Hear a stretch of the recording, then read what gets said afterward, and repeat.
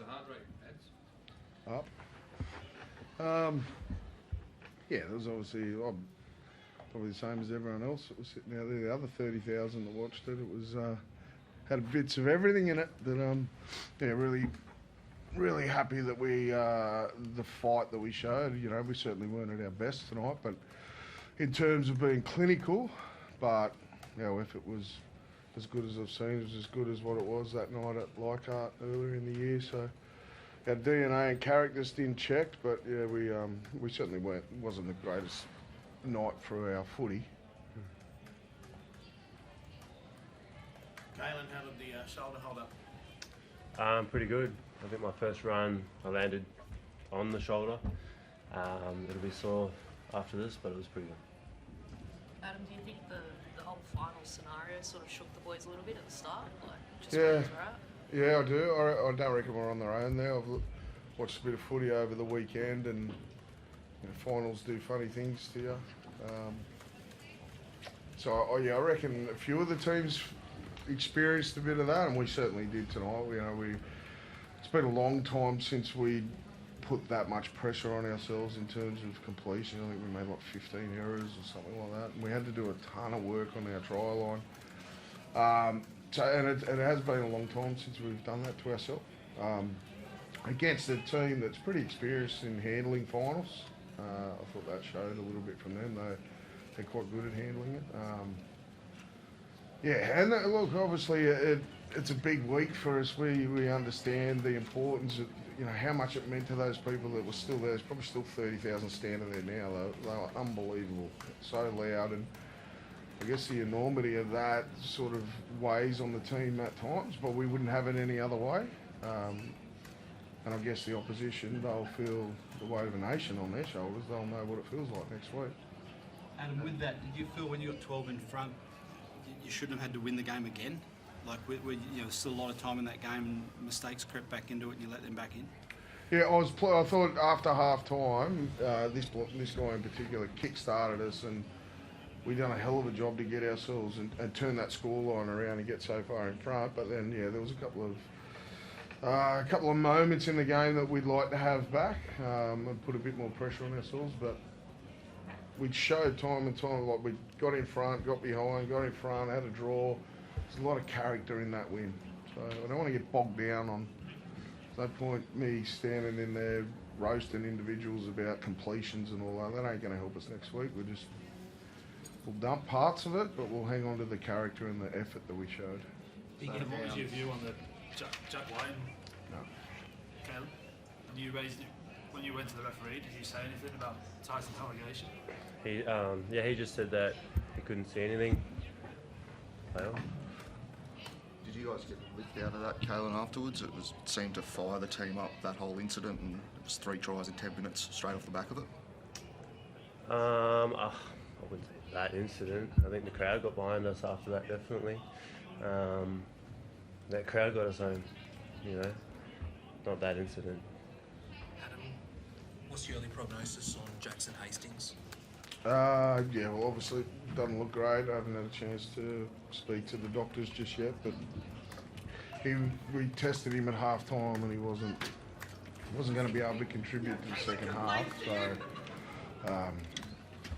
that in itself is probably not a great sign. But anyway, we'll just reassess tomorrow, pick ourselves up. And Tyson Gamble went down late in extra time. What's Yeah, happened there? he had a burner, so he'll be okay. Yeah, he's fine. Caleb, what did you say to the boys in the huddle just before extra time? I can't even remember. I think it was more DSAF talking. He was just motivational words, nothing too detailed. I think we know the detail. At the end of the game, you know, with the 10 minutes to play, it's all about heart. I think that's about how much you want it. I think that's what DSAF was screaming out pretty much. So, yeah, that's what he was saying. There's probably a lot of stuff going on. Like, I want to heap of praise on this guy, not only after half time, but then when you lose Jackson, and then Kalen's all of a sudden got to reconfigure. He's got to coach Kurt on the run. He had to play 5'8", the way we want him to. But then he's got to have the presence of mind to go, well, we've been heavily left-sided. I need to flip around to the right, and he did that. Popped up on the right. We get 2 tries down there. Like that's pretty remarkable for him to do in after just a 5-minute half time. Like it was literally a couple of minutes to go when we ruled Jackson out. So, you know, he's been an inspiration to the team all week. Well, he's been an inspiration to the team all year, but to get himself right physically to go out there, but then have the nous to go, right, I need to start attacking down the right, that's a credit to him. It was outstanding. Did the belief ever waver? No, I don't think so. I definitely know that we didn't start the way we wanted to. I think I was saying that it was our worst half of footy all year, and we're only down by 10. I was more than confident we get ourselves back in the game through our forwards, that, you know, we'll create those opportunities, and yeah, we just stuck to the process and yeah, it wasn't pretty, but we got it done. Can you speak to the lead up to the penalty goal, like the offside penalty, but then you got hit, and was there any doubt about you coming off, or were you always okay to stay on and take the kick? No, I was definitely okay to make the kick. Yeah. So it's just no issues with your head? No. Yep. Can you speak to Tyson Gamble's role in the game then? I mean, he's made some big plays with the tries he scored and the charge down and the leadership he had to show without Jackson on the field. Yeah, every team will talk about it. Games like this are one-on moments, defensively and in attack. I think Tyson's done that for us all year. He's definitely worked hard at his game. You know, this is probably the longest amount of NRL footy he's played in his career, but he works hard to be in those moments, and it's a credit to him. He's unorthodox with the way he does things, but he gets it done. And yeah, he was come up with some big moments for us tonight. You guys mentioned the crowd getting you home here tonight.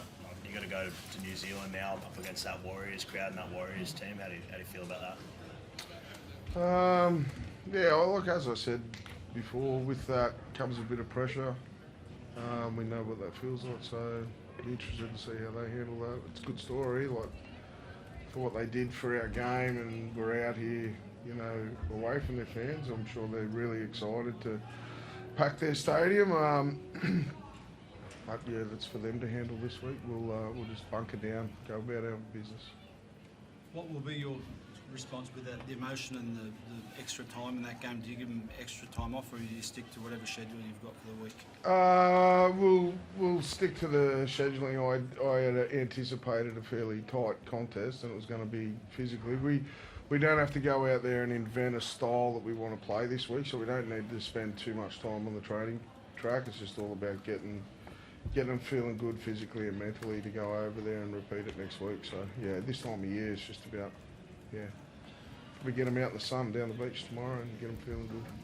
And Clune is the obvious replacement for Jackson if he's no good? Yeah, at this stage, yeah. Look, he done a bloody good job the last few weeks, Adam. So we're really fortunate that we've got an informed player to bring in there. Thanks, folks. Thank you.